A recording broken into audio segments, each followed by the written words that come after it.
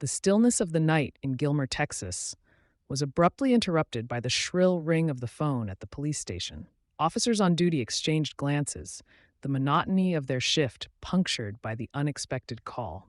The voice on the other end was anonymous, the details vague, a vehicle break in somewhere in town. Skepticism hung in the air. Such prank calls were not uncommon.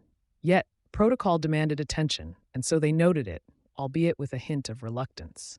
Minutes later, another call came through, this one more frantic and whispered, hinting at an altercation nearby. The urgency in the caller's voice was unmistakable. Officers found themselves jolted into action, their earlier dismissal replaced by a sense of pressing responsibility. They swiftly coordinated to respond to the location described. Arriving on the scene, their eyes scanned the shadowy street lined with parked vehicles. It was here they encountered Martin Lewis. He stood awkwardly under a street lamp, his clothes wet only in the front, a peculiar detail that set their professional instincts on edge. Martin's demeanor was evasive. He offered a false name when first questioned. Detective Harris, leading the questioning, leaned in closer. "Sir, I'm going to need you to be honest with us," he said firmly. Under pressure, Martin hesitated before revealing his true identity. His voice wavered as he confessed something far more alarming than a break-in. "My wife, she's dead." The words hung heavily in the icy night air. The officers exchanged looks of disbelief mixed with caution. Was this a man overcome with grief or someone playing a sinister game? They had no choice but to proceed carefully. Martin's admission needed verification. They required clarity amidst his chaotic claims. As Martin was detained due to an outstanding warrant for previous domestic issues, officers gathered to discuss the bizarre turn of events. Detective Harris and his partner, Officer Lee, dissected Martin's contradictory statements. Was this emotional instability or calculated deception? They recalled receiving a report just days earlier about a domestic disturbance at the Lewis residence. The pieces began to form a disturbing picture. "We need to check out his story," Officer Lee urged, her voice tinged with urgency, born from both professional duty and an unsettling intuition that something was dreadfully wrong at that residence. The decision was unanimous. Confirming Martin's claim became paramount. They headed towards Walnut Street, where the Lewis home stood silent against the backdrop of flickering streetlights. As they approached, unease settled like fog over them. The house loomed quietly yet ominously in the night. Each step towards it seemed heavier than the last, burdened by what they might find behind those closed doors. Inside awaited truths that none could have imagined, and horrors that would haunt them long after this night ended. Yet for now, only questions swirled about what really happened inside that house and who exactly Martin Lewis was beneath his troubled exterior. With every passing second, drawing them closer to those answers, tension coiled tighter around them, the calm before an inevitable storm. And then they arrived at Walnut Street. Their hearts pounded as they approached the door, not knowing whether they'd find closure or chaos waiting beyond it. The night held its breath as they stepped onto the porch, each officer acutely aware that crossing this threshold could change everything they thought they knew about darkness lurking in small-town shadows.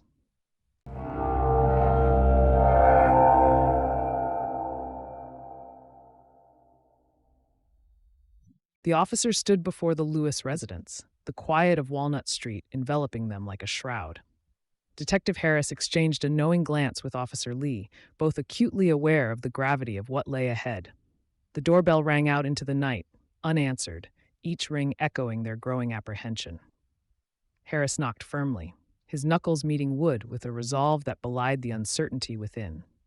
Silence answered again.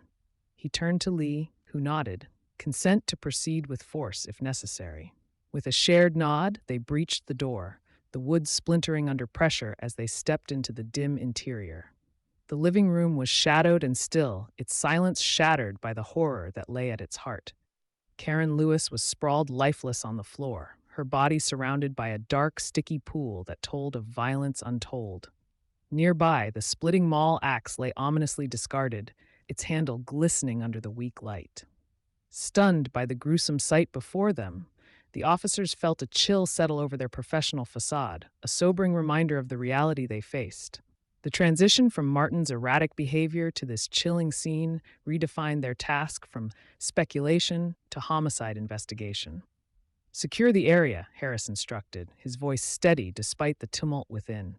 Lee moved to comply, marking boundaries around the crime scene as Harris began an initial sweep for anything out of place.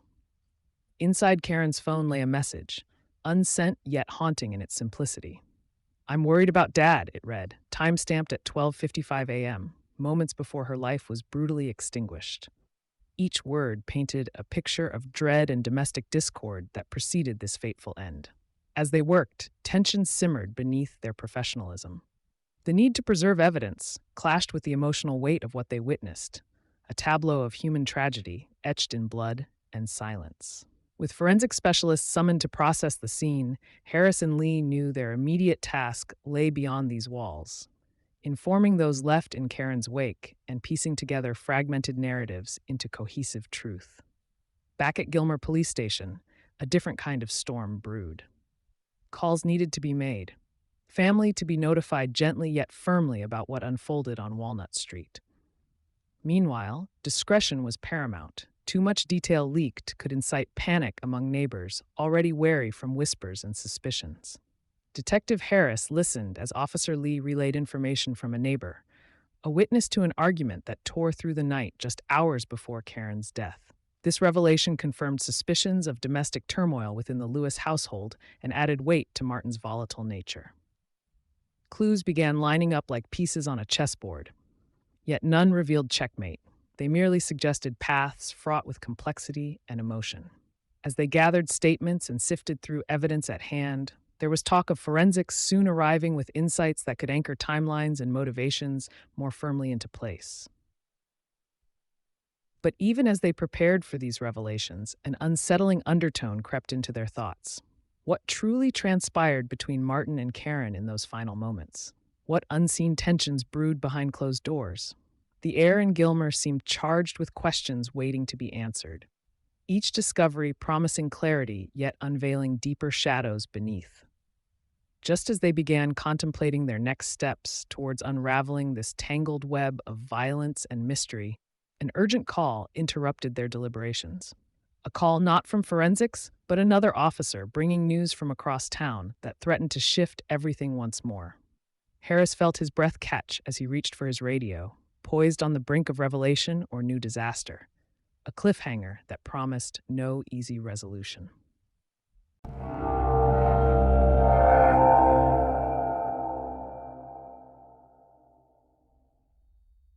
The urgency of the call pulled Detective Harris back into the present, the echo of his radio still resonating in the quiet room. A new piece of the puzzle awaited them at the Gilmer Police Forensic Lab, promising clarity or further complication. As they arrived, the tension was palpable, the community and media pressure a constant undercurrent demanding swift justice. In the sterile lab, forensics team leader Dr. Larkin methodically laid out the evidence. "We've confirmed Karen's blood on Martin's clothes," she began, her voice steady but solemn. "Interestingly, there are no defensive wounds on her body, suggesting a sudden and overwhelming attack." Harris nodded grimly, absorbing each detail as it was presented. "This means she didn't see it coming," Officer Lee remarked softly, the implications heavy in her tone. "Exactly," Dr. Larkin replied, which could indicate a premeditated act rather than a spontaneous outburst. The analysis painted a picture of calculated violence, shifting their understanding of Martin's actions that night. With these revelations in mind, Harris and Lee turned their attention to the couple's past for further insights into their tumultuous relationship. At the Gilmer Police Station, they meticulously combed through records of previous domestic disturbances reported at the Lewis residence. "There are multiple instances here," Lee noted, scanning through the files with furrowed brows. Karen had reached out for help several times, but always withdrew charges later. Harris sighed, feeling the weight of repeated cycles of violence masked by temporary reconciliations. "This paints a pattern," he said thoughtfully, one that suggests Martin's volatility had been escalating over time. The implications were clear. Karen might have tried to break free from a cycle she couldn't escape. The detectives moved swiftly to interview Karen's daughter, hoping her perspective could illuminate their understanding further. In the quiet confines of an interview room at the station, they approached with caution. "We know this is difficult," Harris began gently, his tone softening with empathy. "But anything you can share about your family's dynamics or that night could be crucial." The young woman hesitated, her eyes shadowed with recent grief and old fears. "Dad's behavior had been getting unpredictable," she admitted slowly. "He'd lose his temper more often lately." Her voice wavered as she recounted the evening's events, the mounting tension between her parents culminating in an argument she overheard before sending that fateful text. Her revelations confirmed what they'd begun to suspect. Martin's erratic behavior was a significant factor in the household's instability. It added layers to their psychological profile of him, an essential step as they prepared to confront him directly. As they concluded the interview, Harris and Lee exchanged a look of determination mixed with unease. The pieces were aligning into a coherent narrative of escalating domestic turmoil and violence. Yet even as they prepared for Martin's interrogation, a gnawing uncertainty lingered. What if there were more beneath the surface than they'd uncovered? Just as they gathered their thoughts for this crucial next step, an unexpected message flashed across Harris's phone screen. A potential witness had come forward with information suggesting another presence at the Lewis residence that night. Sweat prickled at his hairline as he read the message twice, feeling its implications twist in his gut. A new thread pulling them towards answers or deeper into confusion. The truth felt closer than ever, yet ominously elusive. Each revelation seemed to unravel only part of a larger mystery still shrouded in darkness.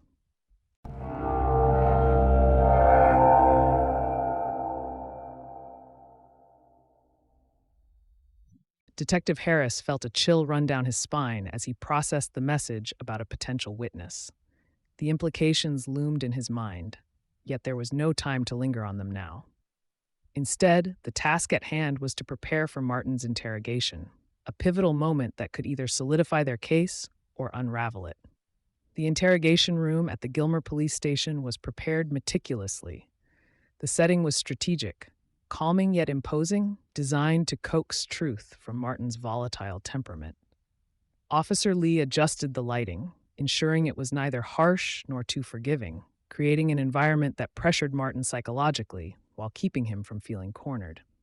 They had studied his past behavior extensively, aware of his tendencies to oscillate between defensiveness and exaggerated remorse. As Martin entered, shackled and silent, Harris and Lee exchanged a glance, aware of the delicate balance they needed to maintain. "Martin," Harris began evenly, "we need to understand what happened that night." His tone was firm but not accusatory. Initially evasive, Martin clung to his story of innocence. Yet under persistent questioning, cracks began to show. The tension in the room was palpable as Martin's facade crumbled. Remorse flickered across his features like a shadow. "I didn't mean for things to go that far," he stammered finally, voice choked with emotion. The confession unfolded piecemeal, a narrative marked by anger and regret. Martin recounted the argument with Karen that escalated beyond control. His mental health struggles and the mounting marital tensions pushed him towards an irreversible act of violence. "It's like I snapped," he admitted, tears pooling in his eyes. Detectives Harris and Lee listened intently, aware that extracting this confession was only part of their task. They needed corroboration, a seamless alignment with forensic evidence already gathered. "Let's go over the timeline once more," Harris suggested, steering Martin towards consistency in his account. As they revisited events leading up to Karen's death, discrepancies emerged, minor but significant enough to prompt clarification. Martin hesitated, but then affirmed the details that matched their evidence. Karen's blood on his clothes from the attack, the absence of defensive wounds indicating her surprise at his aggression. Each confirmation aligned with forensic findings, painting a disturbing yet truthful picture. With each word, Harris felt a grim satisfaction. Martin had acted alone. The emotional cues in his confession resonated with authenticity. There were no signs of an accomplice or conspiracy beyond personal chaos. Satisfied with the coherence of Martin's account and its congruence with their investigation's findings, Harris leaned back slightly. "We'll present this to the prosecutor's office," he informed Martin, whose demeanor had shifted from defiance to resignation. As they prepared for this next step, Harris couldn't shake off thoughts about the witness who'd claimed another presence at the Lewis residence that night. It seemed improbable now. Martin's confession appeared airtight, but protocol demanded thoroughness. Just as they began documenting their findings for formal charges against Martin, Officer Lee received a call from dispatch, a frantic voice on the other end claiming new evidence had been found near Walnut Street. Harris felt his pulse quicken. What could it be now? The possibility hung in the air like a storm cloud promising further revelations or complications. They were on the cusp of closure, yet poised on the brink of another mystery.